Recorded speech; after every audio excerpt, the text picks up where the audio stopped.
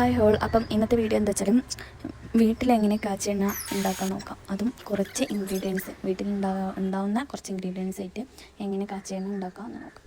അതിലേക്ക് വേണ്ട സാധനങ്ങൾ എന്താ വെച്ചാലും തുളസി, പിന്നെ കറ്റാർവായ, പിന്നെ കഞ്ഞിക്കുറക്കിൻ്റെ ഇല, അത് പിന്നെ മൈലാഞ്ചില.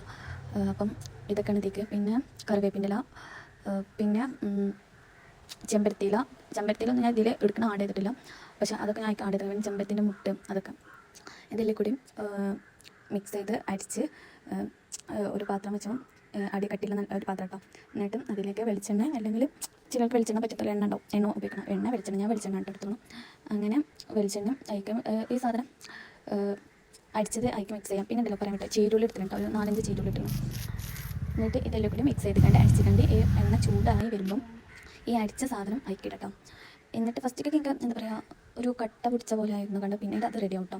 അങ്ങനെ കുറേ നമ്മൾ എന്താ പറയുക ഇളക്കിയതിന് ശേഷം ഒരു മുരുമുരാവും. അപ്പം അതും ഈ ഓയിൽ സെറ്റ് ആക്കും കേട്ടോ. ആ മുരുമുര ആകുമ്പം അങ്ങനെ ഓയിൽ സെറ്റ് ആവും. നന്നായി ഇളക്കാം. പിന്നെ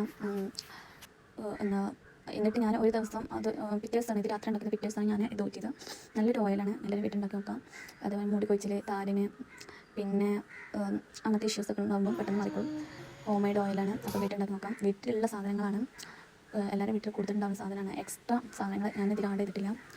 പിന്നെ ഈ കയ്യൊന്നി പറഞ്ഞൊരു ഇതുണ്ട്, നമ്മൾ ആയുർവേദിക് ആയിട്ടുള്ള, അത് ഞാൻ കുറേ നോക്കി തൊട്ടില്ല, അത് കിട്ടില്ല. അതുകൊണ്ടെങ്കിൽ ഇതിനെക്കാട്ടും നല്ലതായിരുന്നു.